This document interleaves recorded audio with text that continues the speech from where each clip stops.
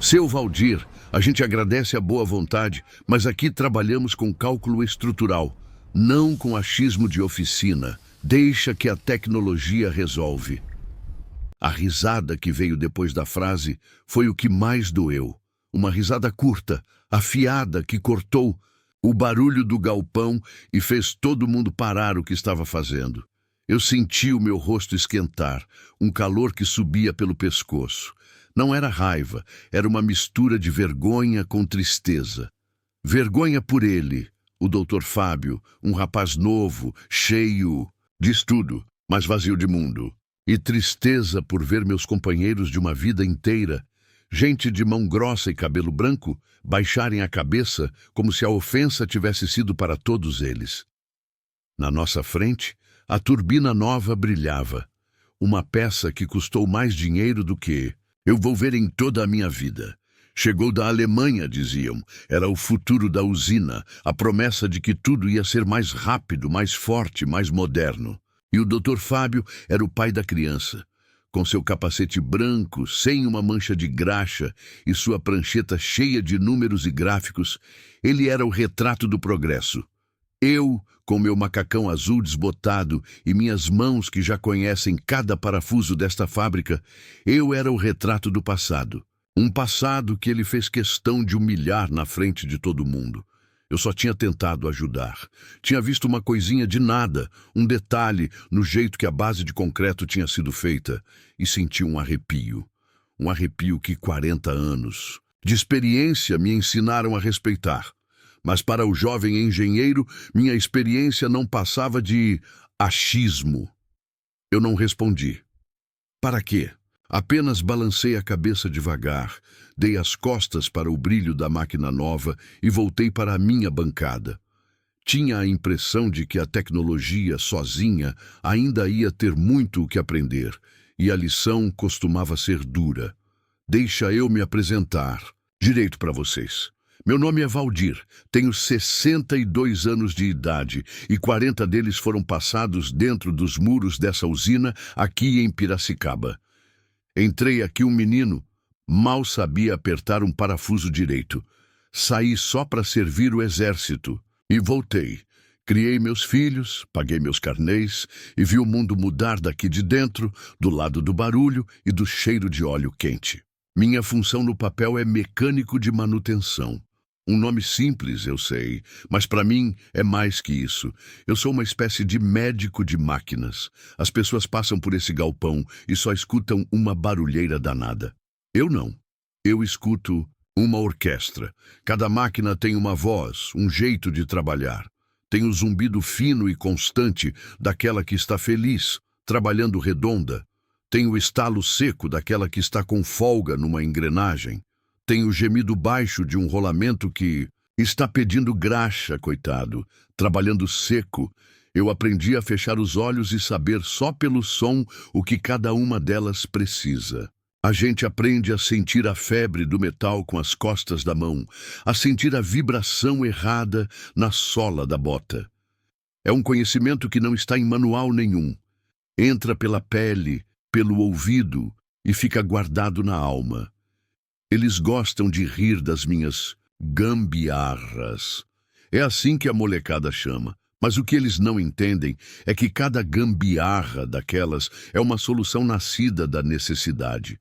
É pegar um pedaço de metal que ia para o lixo, uma correia de borracha que já não servia mais, e transformar aquilo num contrapeso, num amortecedor, num jeito de fazer a máquina parar de tremer e cantar afinado de novo.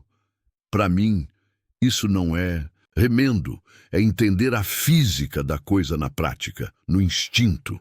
É encontrar a harmonia que o projeto original no papel esqueceu de calcular. Olha, antes de eu continuar essa história e contar o que aconteceu com aquela turbina alemã, eu queria fazer um agradecimento. Agradecer a esse canal, a Carta na Manga, por me dar voz. Num mundo que só quer saber do novo, do rápido, do tecnológico, é raro alguém querer parar para escutar a história de um velho mecânico. Se você que está aí me ouvindo também valoriza a experiência, Se também acha que a vida ensina umas coisas que diploma nenhum ensina, aproveita e já se inscreve aí. Porque a lição que o Dr. Fábio estava prestes a aprender, essa não vinha nos livros da faculdade dele, e eu estava ali, de camarote, para assistir. O Dr. Fábio chegou na usina uns 6 meses antes da turbina. A diretoria apresentou o rapaz como se ele fosse a solução para todos os problemas do mundo. Jovem, formado na USP, cheio de ideias com nomes em inglês que ninguém entendia direito. Ele andava pelo galpão de um jeito diferente. Não olhava para as máquinas, olhava através delas. O mundo dele estava dentro daquela tela de computador que ele carregava para todo lado. Para ele, a usina não era feita de gente e de ferro. Era feita de gráficos e de números. No começo, eu até tentei criar uma ponte. A gente que é mais velho tem essa mania de querer ensinar o caminho das pedras. Lembro bem de uma vez, com a Marta, uma prensa antiga que trabalha aqui desde que eu era menino. Ela começou com um chiado novo, um barulhinho fino que só quem a conhecia podia notar. Eu cheguei no Fábio e disse com todo o respeito: Doutor, é o mancal de encosto, tá com uma folga mínima. Se a gente não calçar com uma arruela de bronze, vai comer o eixo em menos de um mês. Ele nem se deu ao trabalho de ir ver a máquina. Abriu o computador, olhou uns diagramas e disse que o sistema de lubrificação estava com a pressão 5% abaixo do ideal. Mandou vir um sensor novo da capital, uma fortuna. A peça chegou, instalaram e o chiado continuou lá, rindo da cara de todo mundo. Uma semana depois, no meu horário de almoço, quando não tinha ninguém olhando, eu fui lá. Levei uma arruela que eu mesmo tinha ajustado na oficina, uma lata de graxa da boa, e em 10 minutos o chiado da Marta sumiu. Ela voltou a trabalhar macia, quietinha. O Dr. Fábio passou por ela mais tarde. Ouviu o silêncio e só comentou com o assistente dele. Viu só? O sensor novo regulou o sistema. Ele nunca me perguntou nada, nunca tocou no assunto. E eu também não disse nada. Aprendi cedo que o pior cego é aquele que tem diploma na parede. Quando o projeto da turbina nova começou para valer, a coisa piorou. Nas reuniões, eles mostravam aqueles desenhos no telão, tudo perfeito, tudo limpo. Eu, com a minha teimosia, levantava a mão. Doutor, essa parte do piso onde a base vai ficar, ela tem uma umidade que sobe do solo. No verão, o concreto ali transpira. Isso não vai afetar a cura do material? Ele dava aquele sorrisinho de canto de boca, o mesmo que ele deu no dia da humilhação, e respondia: Obrigado pela observação, Valdir, mas a especificação do concreto que estamos usando já prevê uma margem de segurança para essas variáveis. Traduzindo, fica quieto, velho, que eu já pensei em tudo. Aí veio o dia da base, fizeram um caixote de madeira e encheram com o melhor concreto, cheio de aditivos químicos. Um bloco gigante, perfeito, seguindo o manual alemão a riscal. 2 dias depois que tiraram as formas, eu fui lá, sozinho. O galpão estava vazio. Me ajoelhei e bati com os nós dos dedos na lateral do bloco. O som que voltou foi um toque seco, um som morto, sem vida. Um concreto assim, tão duro, tão rígido, não conversa com a máquina. Ele briga com ela.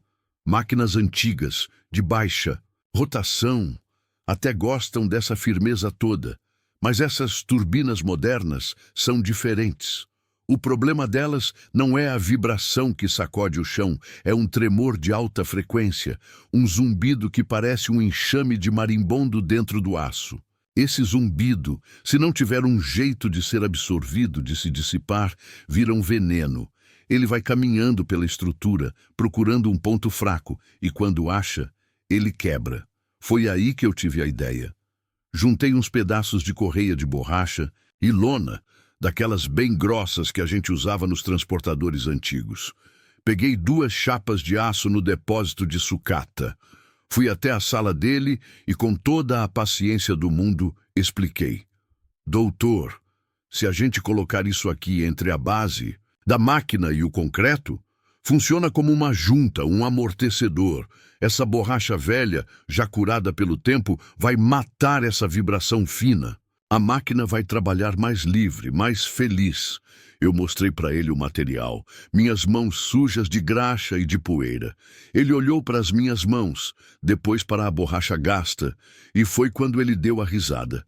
E na frente da equipe inteira, que estava começando a posicionar os primeiros suportes da turbina, ele disse as palavras que começaram essa história. Seu Valdir, a gente agradece a boa vontade, mas aqui trabalhamos com cálculo estrutural, não com achismo de oficina. Deixa que a tecnologia resolve. A injustiça daquele momento não foi só a humilhação pública. Foi ele desprezar a única coisa de valor que um homem como eu tem para oferecer.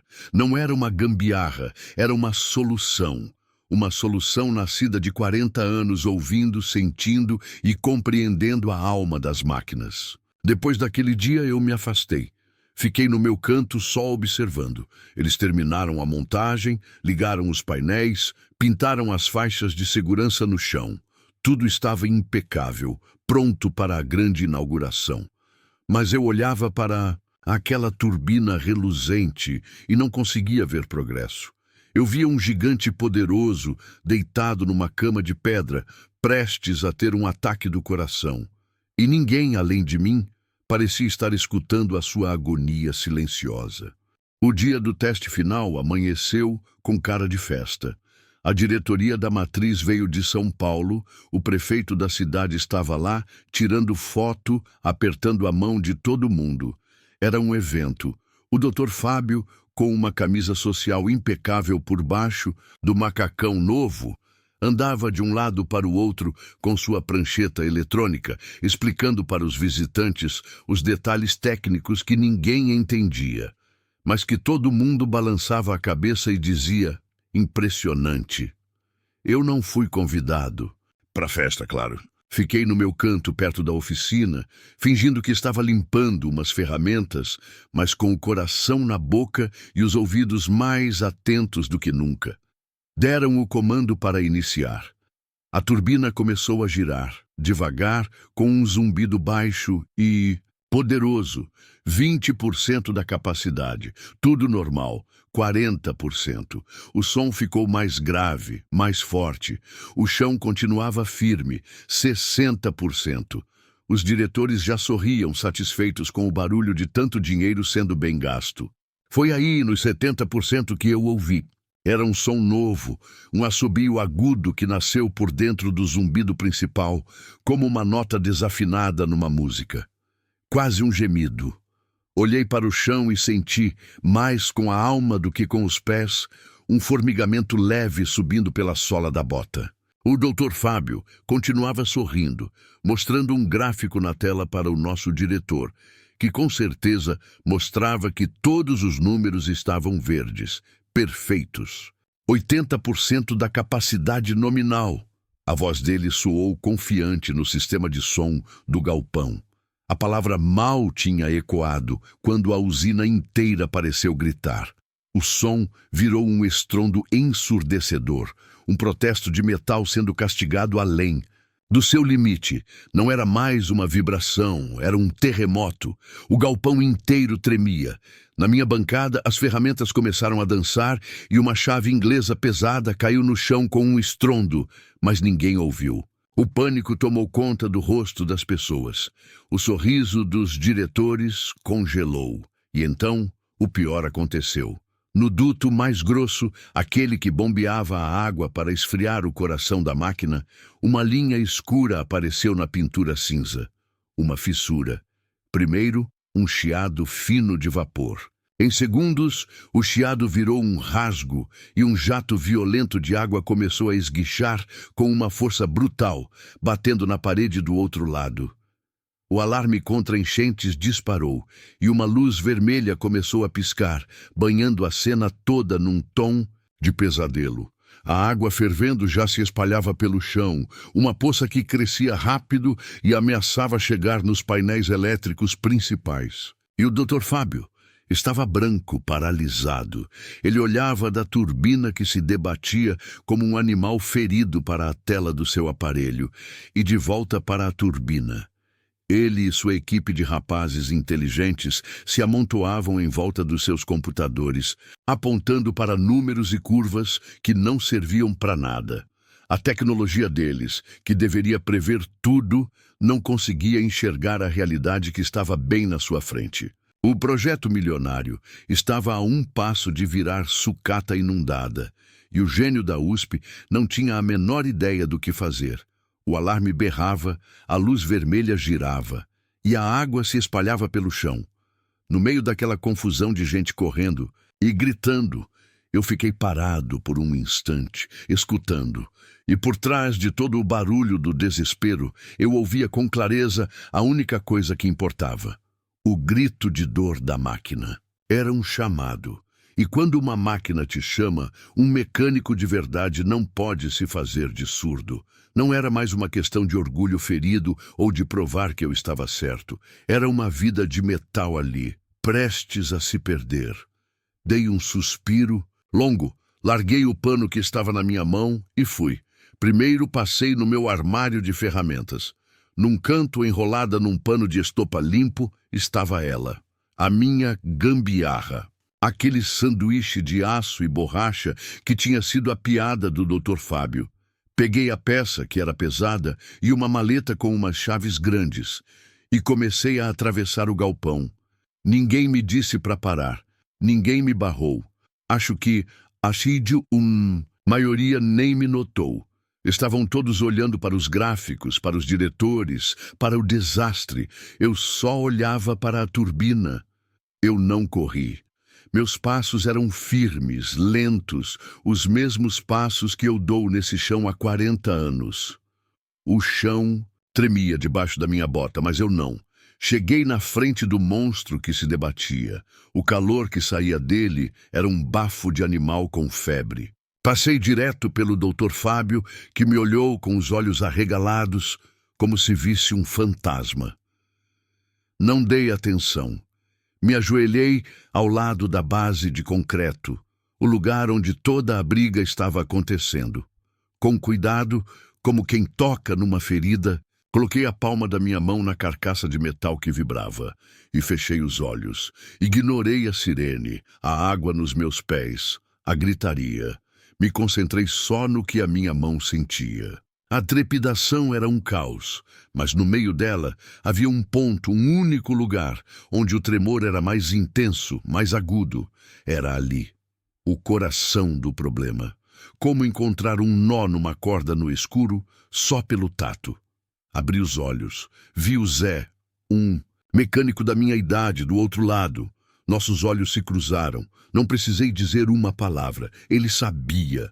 Ele fez um sinal para o Beto e os dois vieram com a macaca hidráulica, a maior que a gente tinha. Com esforço, eles conseguiram forçar o pé da máquina para cima, só um pouquinho, criando um vão de uns 2 dedos entre o chassi e o suporte de aço no chão. Era o espaço que eu precisava. Como quem empurra uma carta debaixo da porta, eu deslizei a minha peça naquele vão. Ela entrou justa, perfeita. Peguei a maior chave de grifo da maleta e, usando o peso do meu corpo, dei o aperto final nos parafusos que eu mesmo tinha soldado na chapa de aço. E então, no exato instante em que a porca travou, o milagre. O grito da turbina parou. Assim, de repente, como se alguém tivesse desligado um interruptor. O barulho ensurdecedor, o assobio de metal morrendo, tudo sumiu. E no lugar ficou o som que ela deveria ter feito desde o começo. Um zumbido grave, poderoso, saudável, redondo. O chão parou de tremer imediatamente. O jato de água que saía do duto rachado perdeu a força, virando apenas um vazamento forte, mas sem a vibração que o estava abrindo cada vez mais. O perigo maior tinha passado. Um silêncio estranho tomou conta do galpão. Um silêncio pesado, que só era quebrado pelo som agora distante do alarme e pelo ronronar da turbina salva. Todos os olhos, sem exceção, viraram na minha direção. Eu me levantei, peguei o pano de estopa do bolso de trás e, com calma, comecei a limpar a graxa das minhas mãos. O serviço estava terminado. Assim que o alarme de emergência foi desligado, um silêncio quase sagrado tomou conta do galpão. O único som era o zumbido forte e saudável da turbina, que agora parecia ronronar de alívio. Ninguém se mexia. Diretores, engenheiros, visitantes, todos os olhos estavam fixos em mim. Um velho mecânico com as mãos sujas de graxa e um pedaço de sucata que acabara de calar a boca de um monstro de aço. Eu não sabia o que fazer, então apenas continuei ali, parado, sentindo o peso daqueles olhares. Foi o seu Amaral, o diretor de operações, um homem perto dos 70 anos que, diziam, começou a vida como eu, no chão de fábrica, quem deu o primeiro passo. Ele caminhou lentamente, as costas um pouco curvadas pelo tempo, e passou direto pelo Dr. Fábio e sua equipe, como se eles fossem parte da parede. Ele parou na minha frente, olhou nos meus olhos por um segundo e depois se agachou com dificuldade para ver a minha gambiarra em ação.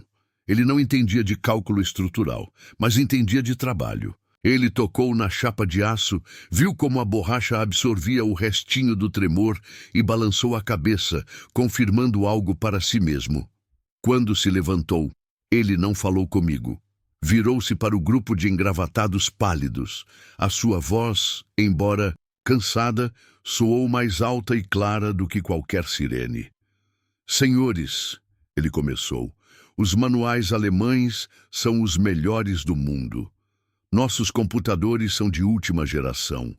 Nossos engenheiros são os mais bem formados. Mas hoje eu descobri que nada disso vale um tostão furado se a gente não tiver a humildade de escutar.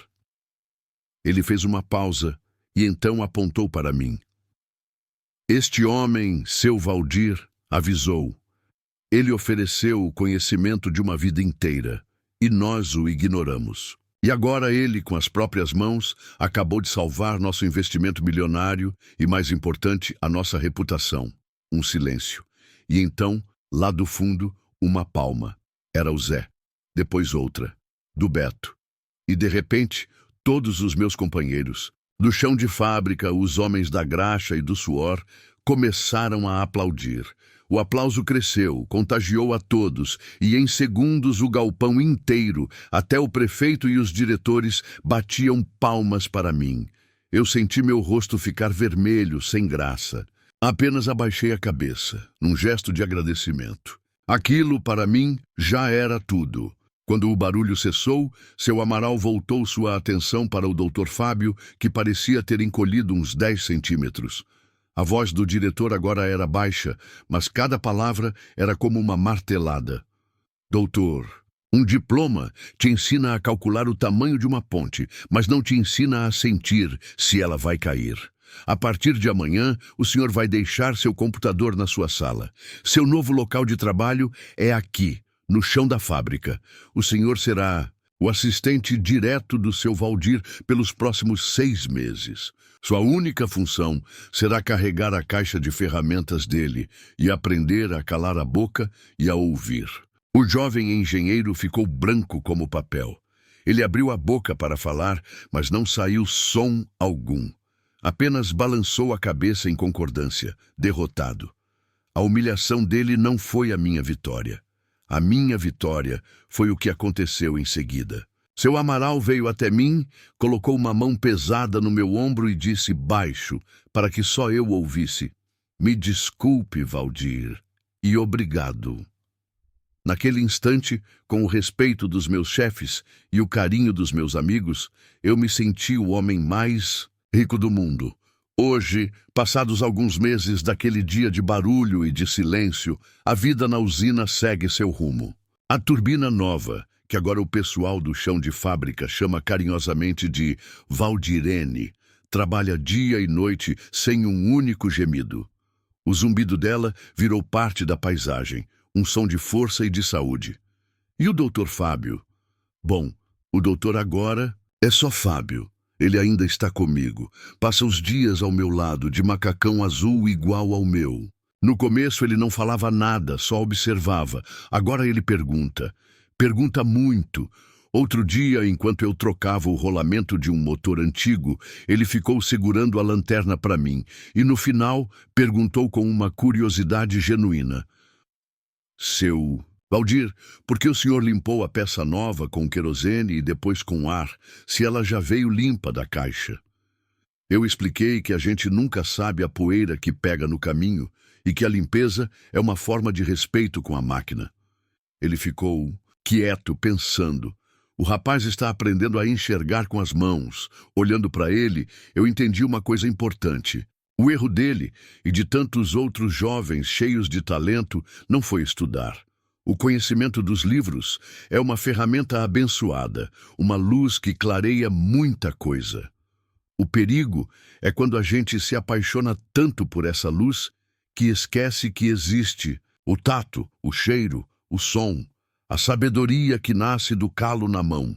O verdadeiro conhecimento não está no livro ou na oficina. Ele está na ponte que a gente constrói entre os dois. A teoria sem a prática é como um mapa sem a estrada. E a prática sem a teoria é um carro sem farol. Um anda, o outro ilumina. Precisam andar juntos.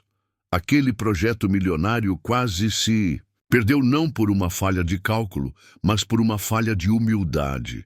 A arrogância é a pior ferrugem de todas. Ela corrói por dentro e não faz barulho, até que tudo desmorona. Vivemos num tempo que tem pressa de descartar o que é velho. Troca-se de telefone todo ano, de carro, de ideia e de gente. Mas o que eu aprendi na marra é que certas coisas, como o bom vinho ou o bom aço, precisam de tempo para ganhar valor. A minha gambiarra funcionou tão bem justamente porque era feita de material antigo, uma borracha que já tinha aprendido a sofrer e a aguentar o tranco por anos a fio. Tinha uma sabedoria ali que um pedaço de plástico novo, saído da fábrica, jamais teria. Essa foi a minha história. O dia em que um pedaço de sucata deu uma lição para a tecnologia de ponta. Mas eu sei, do fundo do meu coração, que eu não estou sozinho. Tenho certeza que você, que está me assistindo agora, tem uma história parecida. Um momento em que a sua experiência, a sua manha, o seu jeito de fazer, a sua carta na manga, falou mais alto do que qualquer manual, qualquer especialista. Eu queria te fazer um convite. Conta a sua história aqui nos comentários. Vamos transformar esse espaço numa grande oficina de sabedoria. Eu faço questão de ler cada uma delas, porque a gente nunca é velho demais para aprender. E se você gostou de ouvir este meu relato, se essa história tocou o seu coração de alguma forma, se inscreva aqui no canal A Carta na Manga, para que mais vozes como a minha possam ser ouvidas. Um grande e forte abraço a todos vocês e nunca se esqueçam, a ferramenta mais importante de qualquer caixa, seja ela de aço ou da vida, sempre foi e sempre será o respeito.